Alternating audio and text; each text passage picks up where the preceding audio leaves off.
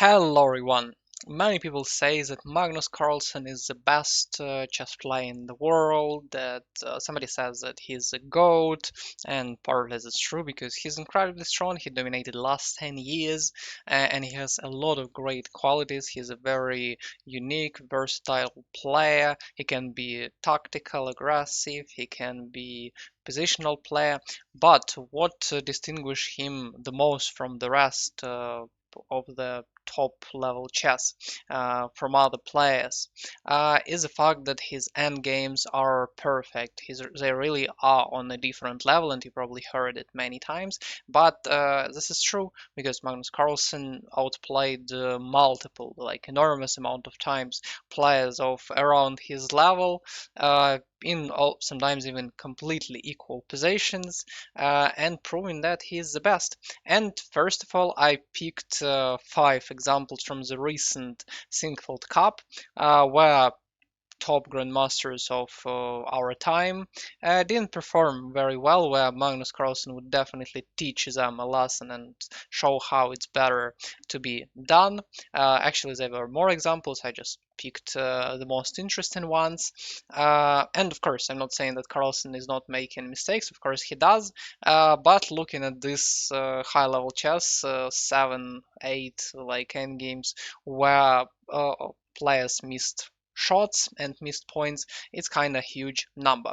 So let's start with our contender for the world champion title, Gukesh versus Pragg. This was classical game. In this list there will be only classical games, and right here what we can see on the board. Right now, White's position looking better because White has protected passed pawn. That's the reason why White wants to reinforce it even better by playing f4. So Black tries to prevent it and plays g5.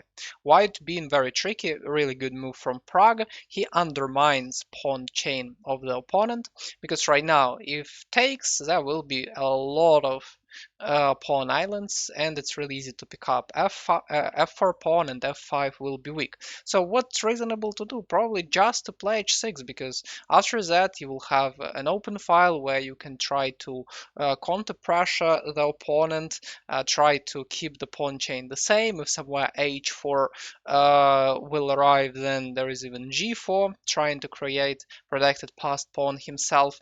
But instead, for some reason, Gukesh decided to take gf. Maybe he was looking for a counterplay on the g file, but it looks like positional error, because why do you give your opponent counterplay and why do you weaken your position so much? Because I mean, of course, sometimes tactically and tactical factors can overweight strategy and general principles, but it's definitely not this case, and Pragg definitely shows it. Rook g1, by the way, very cool move, because right now Pragg can decide which rook to take and infiltrate on the 8th rank. But still, it wasn't enough, because right now Black can still equalize. In such position, which is definitely strategically worse for Gukesh, he needed to be active, because activity is the best key to successful defense. There's even some quote that like the best defense is attack, and it relates to many endgames when you're in the worst situation. And right now, let's say he could try to play rook of 1, first of all defending the pawn for a quite a long time. If king goes to g2, then king goes from the center and the pawn chain really in trouble, and we can target it. If king e2, then another pawn is being weak, for example here and rook h1 with an idea to pick up this pawn. And for white it would be way harder to win the game. Instead, what Gukesh did, and he wasn't really in the time trouble, he had 10 minutes or around, so he plays king d7, then king c7. So he's like running away from the center, running away from potentially outside passed pawn with the king, and Pragg immediately uses it. He plays rook h8. Right now he's getting the pawn, and he's like just running to the back rank, and I don't know what ridiculous play is that. And in general, Gukesh, I mean, two main weaknesses are endgames and time troubles, because I don't know, lately last couple years, at least I noticed that he really struggles sometimes, and they were not one, but more examples of that. There is even one video on our channel, and actually it was a game between Pragg and Gukesh, which was really funny pawn and game in the time trouble. So very often they like go along with all of that because I'm like time trouble player myself, know what this is all about. And right now, yeah, Gukesh tries to win the pawn back, but slowly Pragg like boosting some time. After 40's move, usually there is an increment.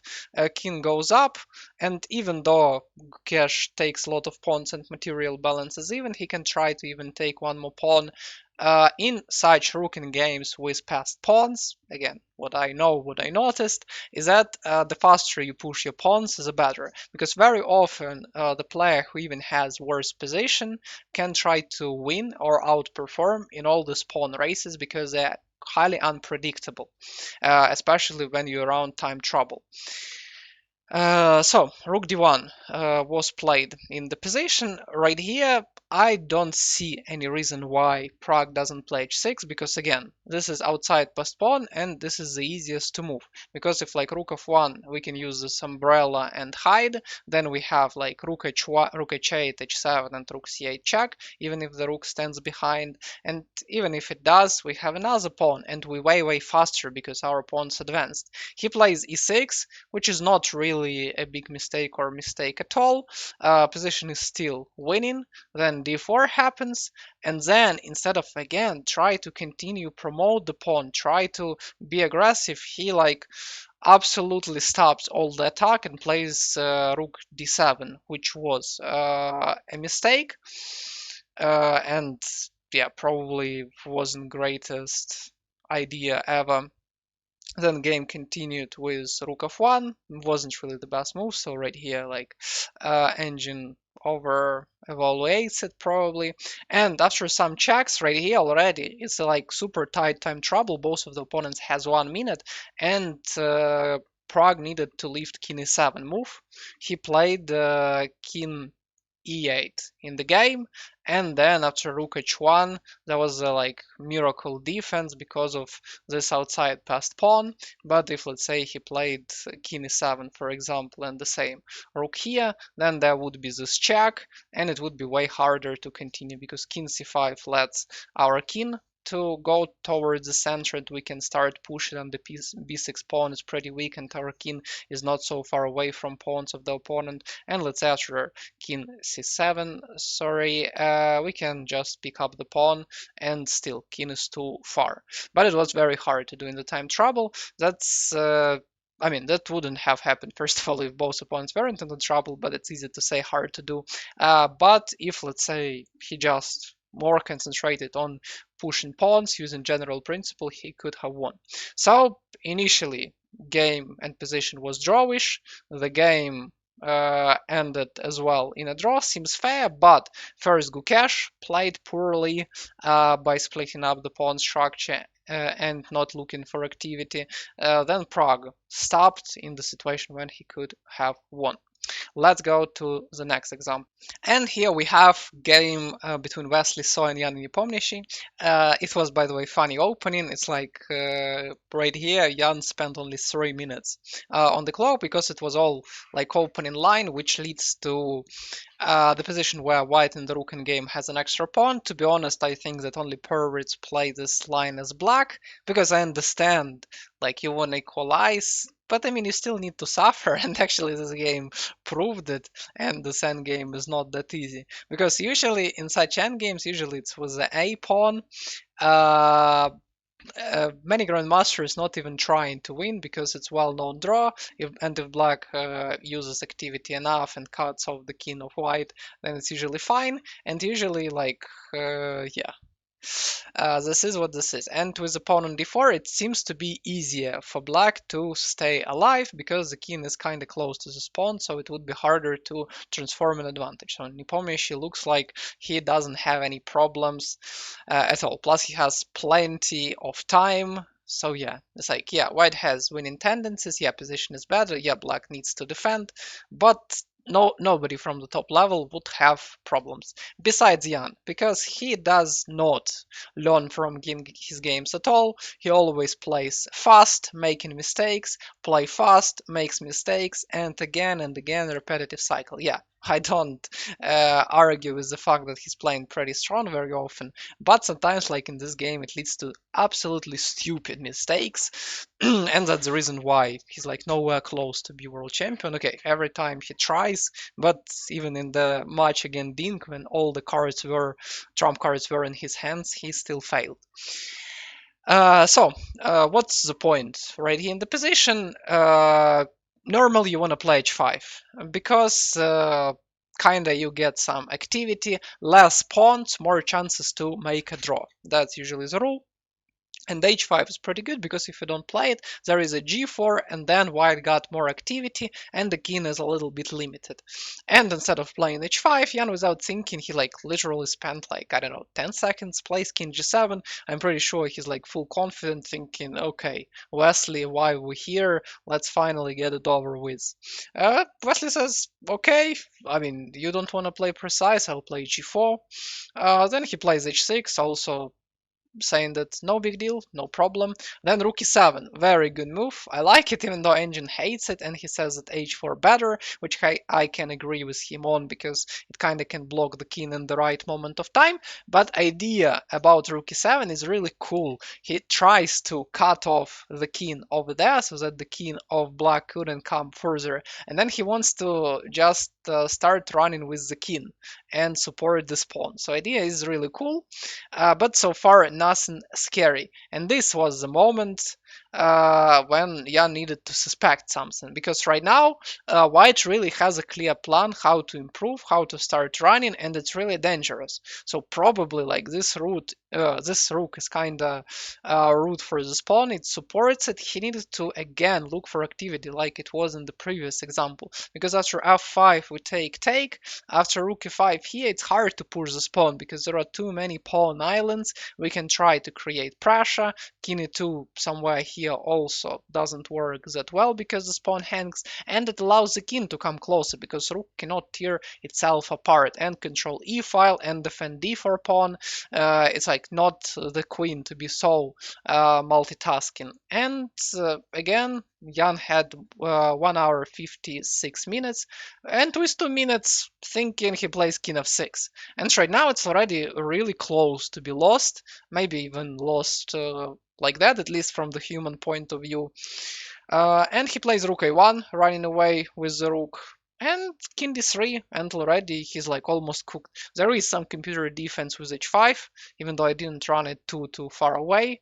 And he already spent 8 minutes, a record in this game, but the game is already over because the king is cut. And doesn't matter how hard you try, even though you pick up the pawn. This pawn is unstoppable. So that's what I'm talking about, like these fast, stupid decisions by Jan, because he really like threw away the drawish game. Like, I don't know, I would be very upset myself, even though, I mean, I'm not 27, 2800. If I didn't hold it, I would be even not satisfied if my student lost it. Doesn't matter what level he is. But I mean, when you top GM, probably you can be forgiven. And right now, to rook c5, there is a bridge, and taking, of course, leads to win as well. Let's go to the next example. And in the next game, we have Dink versus Caruana. Dink, as usual, has not the best tournament. Again, like I don't remember, maybe he didn't score the last place, but was somewhere around it, missed a lot of good shots. But as I heard, I mean, he's not very like good, I mean, doesn't have very good mentality right now, or has some like troubles or something like that with psychological state. But yeah, I cannot claim it, just heard from some people. So it's kind of hard probably for him to play, so I do not put a lot of blame on him. But actually, I mean, in this game, there is a reason to accuse him. So, game against Caruana, It's already an endgame. Rooks are gone, many pieces are gone, and position of Caruana really sucks. These two double pawns in the middle, one of them blocking the bishop. Bishop is not doing great. These two are targets. Caruana in a really difficult spot. Hard really to move. So what Dink needs to do? He needs to come up with a plan. Usually there is like three-step stuff. Where are strengths and weaknesses? How can you improve your pieces? And like the third one is there any contemplate? Right here, Caruana doesn't have any contemplate. Queen side kind of locked. Yeah, there are these two pawns, but it's kind of hard to win them because the knight, bishop, and queen can defend everything. So we need to create maybe second weakness. We need to create pressure.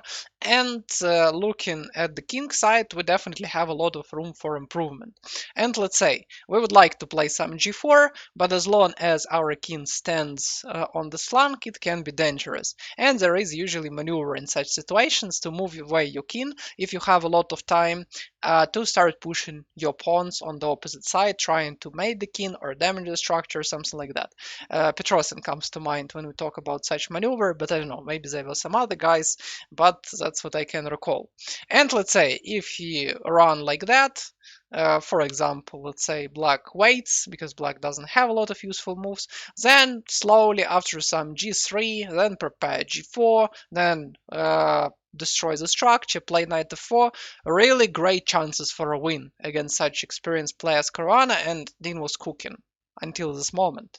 Because right here he plays knight f4, ruining the structure. I understand that you're getting rid of the backward pawn, but all the activity right now is gone. And the move after, he just trades queens. And that's it. That's a draw. I guess Magnus Carlsen would be like super happy about like this position, and there would be no like alive place after this game on Caruana, because I mean wouldn't lie, even I would have some chances right here as white against many guys, including GMs, because I mean you don't risk to lose basically almost never, but you have a lot of pressure points to I mean to use to exploit. And next example, we have right here a game between Gukesh and Alireza. Again, Gukesh, I didn't mean to do that, sorry for that. And right here, the endgame is really interesting. Firouzja made a mistake somewhere, and this game was really lucky for him, even though he won a tournament. Right now, this bishop is the beast, and this pawn is 2 squares away from becoming a queen. Plus, materially, we kinda ahead, but these pawns are doubled.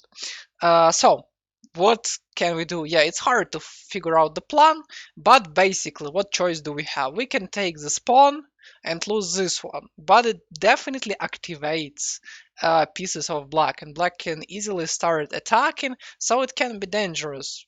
And if there is a problem that our pawn is hanging, you shouldn't be hasty, you shouldn't hurry in such position. You just need to reinforce the position. And seeing that we clearly stronger on the king side and this pawn is weak, logical would be just to defend, and let's say that's what Gukesh did.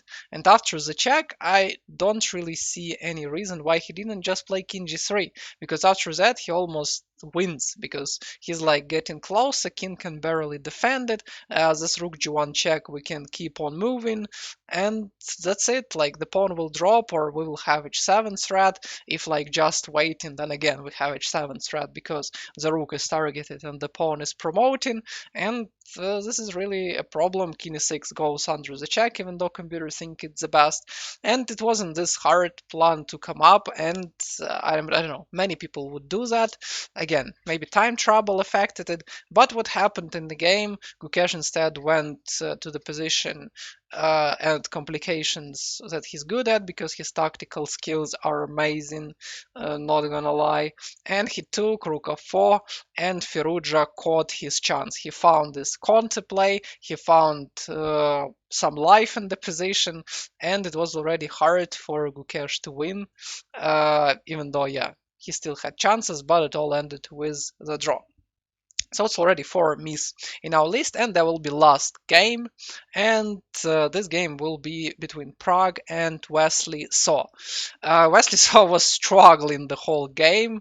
I mean, he really wasn't there the whole game. You just absolutely worse, absolutely crushed, and Pragg was like few steps away. Yeah, I understand that time trouble was already for 30 minutes or something, but this is the position they came to. Pawns going up, not down, so FE doesn't work in this way. And right here, what's the point? I mean, of course, we would love to run with our pawns, but we need to be cautious about the fact that our opponent can sacrifice bishop for 2 pawns. And if he does that, it will be a theoretical draw. Yeah, we up a piece, but because our resources are exhausted, and even I defend such endgame once, I mean, it's not that hard, especially when you know it. And right here, Pragg plays rook d8. He has 47 seconds in this position. And you can notice, okay, we up material, we need to trade. And there is a rook d3 move, and it's impossible literally to trade. And yeah, opposite color bishops has drawish tendencies. And it is drawish endgame, let's say if the king was on f6. But I don't know, in my opinion, this is ridiculous. Pragg didn't go for it, because like basically just pushing pawns without any resistance because king is too far away. Yeah, I understand that maybe somewhere mirages or some other ideas, delusions and stuff like that, but it's so simple. Like before position was even more winning, but like if you have this chance, you definitely need to go for it. And it's like, I mean, this is I mean, such this sort of endgames are in many endgames books, including Dvoretsky, and even more difficult scenarios analyzed there. I always like kind of rely on this book because I mean it's pretty cool. But yeah, this is it. I don't know what really like what Mirage Gukesh had. Why didn't he play Rook D3? He continued like repeatedly repeat moves, and as well as I do with my words, use absolutely the same because of my awesome vocabulary. And that all led to this position when already pieces got disorganized and somehow the pawns are really hard to push. Even though g4 seems like an option, this king sneaks in the back and already with 1 pawn it's a draw, because we easily can drop the bishop for the pawn. So these are 5 my examples where one of the players could clearly get maximum out of the position, and such great technician as Magnus Carlsen would clearly do it, but other failed for some reason. And as a cherry on top, I will try to analyze one of my favorite endgames of Magnus right now. So let's go on. And I will try not to be like super long because it already taken some time to record this video. And this is World Championship match against Sergei Karyakin, not the best human on this planet. And I'm pretty happy that Magnus beat him. And right here, this was famous match because Magnus was pushing the whole I mean, tournament, the whole championship. He was like having great positions, but he couldn't break through because of great defensive skills of his opponent. And and then this was the 10th game, I believe, when Magnus really had an opportunity, needed to win, because if he doesn't win, he was losing by 1 point. And leaving decider for the last game, it's a really big psychological pressure. But already right here, Magnus is under huge psychological pressure, but Karyakin missed his shot by making a draw earlier. There was some like draw somewhere with some perpetual or threefold or something like that. And Magnus under serious pressure, super serious tournament, not like some easy chill Sinquefield Cup when you just, I mean, play for money rating and stuff like that. World Championship title at stake. And yeah, like this was the time when Magnus, in my opinion, really cared, and he was really angry at himself that he couldn't make progress. And let's see the masterpiece right here. He's not afraid to go to the end game. Probably many of you think, okay, if it's a trade, if it's an end game, it's a draw. No, it's not true. If you can build a plan, if you're not blundering your pieces, and if you just use general principles, you will win lots of end games because your opponents will not be experienced enough unless you're on the high level, but as this examples before show, not always the case. So he goes king g2, centralization, attacking the rook who was active. He plays rook e1. Why does he do it? Remember I was saying about 3-step plan? He sees double backward pawns on the e file that we can try to target, and he sets up like a little trap. I mean, not a trap, but he's like building up his push against the pawns. Kraken sees this play h5, stopping knight g4. So, what else can we do? This is a weakness, therefore we need to improve our pieces to make our position better. And Magnus does it. My knight can go to g4, alright. I'm going to f1, I'm going to d2, I'm going to f3. And this pawn push also created the hole, which Magnus also, of course, see. Really great maneuver. And rook f8 will not really change a lot because we can easily defend rook e2, and then later come with another rook to f1, play rook e3, bring the knight to f3, so just matter of time. Looks like just some squeeze. King e7, rook e2, king d6, Kraken centralizes his king. Knight f3, rook f8, knight g5. Here, knight is on the outpost. When you see a hole, always try to find a way your knight to get there, especially if it's around the center. This knight is not in the center, but he still pressures the pawn. Rook e7 was played, rook e1, building up more pressure, going back, having some opportunity to strike over here. And right now, capturing unfortunately doesn't work because, I mean, his opponent defends this pawn nicely. So Magnus continues. d4. He tries to say, okay, I cannot win this pawn, but I need to make progress. Therefore, I will try to take as much space as I can. Let's say right now c5 creates another hole, e5 loses the rook because of this fork. g6, it kind of prepares somewhere e5, but still playing e5 a little bit risky because we can step back somewhere and this pawn will be a target and there will be some sort of hanging pawns in the middle. Knight f7 was played, still looking like Karaki not in danger. He held way worse positions in this World Championship match. Rook f3, really awesome move, sneaking in this hole, attacking both of the weaknesses in the opponent. But black still defends everything, even though it looks like position should fall apart, it's still staying alive, and there is some knight g8 move. So we attacked these weaknesses, we couldn't make progress. We cannot really bring up the rook, so what do we need to do in such position? We need to create second weakness, and that's what he does. He plays b4, targeting this pawn, trying to open up some files, trying to look for some breakthrough. Because if he will have some other open file, let's say after some trades, b5s, he will have c file, he can try to infiltrate to the 7th rank, which can be really, really good. A, B, C, B, knight g8, we're not forgetting the rook, going back, a5, he decides to fix the weaknesses so that we could shuffle with our knight, let's say, to c5. He does not accept the straight because it rather reinforces the position of the opponent, and knight goes to another outpost in the position. King goes to b8, rook b1. Right now there is a threat of playing b5. He plays rook d3 just to control d4 square from the knight, rook c7. And right now, many of you, okay, finally we played rook b1, we have the knight on c5, we need to play b5, 99% it will work. And that's where you're wrong, and that's where many people could fail, because it seems like it's making progress. But after we play rook b3 and our opponent plays rook e7, we're not doing anything. We cannot move to b6 because our knight is hanging, and even if we try something like that, after rook e7 we're stuck. And this principle kind of called that threat can be stronger than the execution and we shouldn't rush. And as you already saw multiple times in this game, we have 1 point of pressure, but we cannot execute the threat yet. What do we need?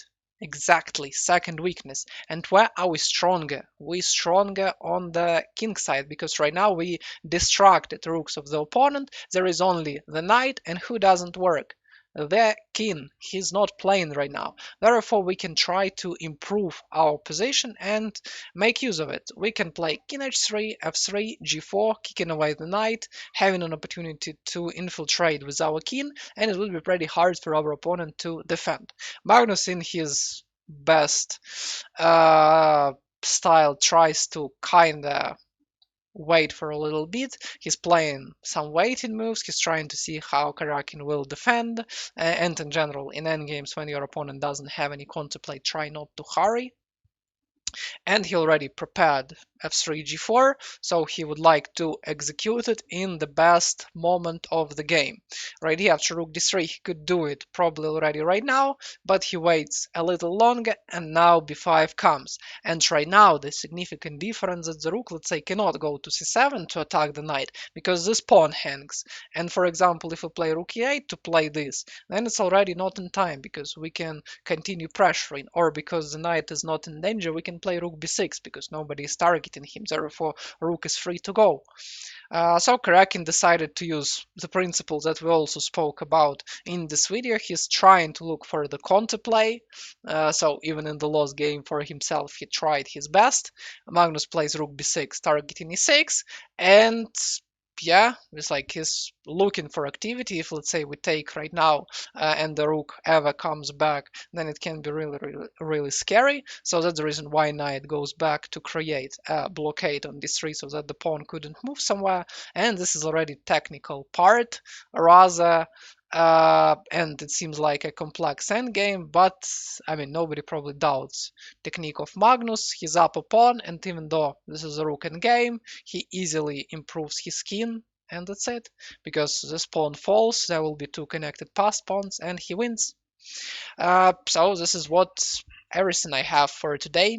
Comment down below if you like the video, like the examples, if you agree or disagree. Any like opinion matters. But yeah, again, I stand by my point. I think that Magnus Carlsen endgames are amazing, and many players, especially like young ones, could really improve in this direction to get better for future battles. And see you in next episodes. Goodbye.